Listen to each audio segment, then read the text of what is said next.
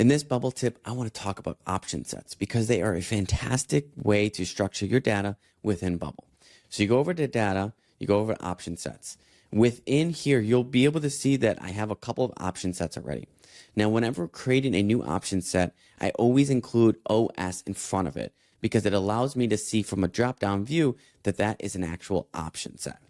Now, beyond there, in this video, I want to talk about using option sets for things like navigation, things like custom states, and your user roles.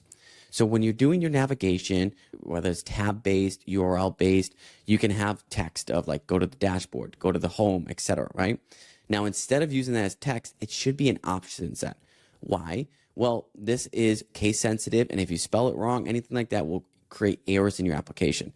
But by using an option set for this, it ensures consistency. And so whenever you click on home, it's going to be home.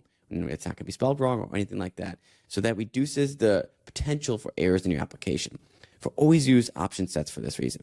Another really good option set is called OS user roles. Now, this is a very famous option set where you can have things like viewer, editor, and admin. And then you take this option set and you bring it over to your user, and then you have OS permissions or OS, let's see, user roles would be a better one.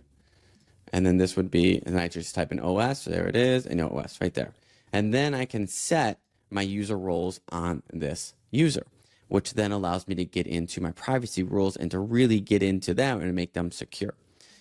A couple notes about option sets though. They are public facing and they are loaded on every single page. So avoid option sets that are really, really big because you're carrying that weight with you every single time. And also avoid putting any kind of sensitive data in your option sets, such as API keys or anything like that, because it's public facing information. But otherwise, you can learn a ton more about option sets in my professional database course, or you could follow me on Twitter or subscribe to me on YouTube for more tips. See you there.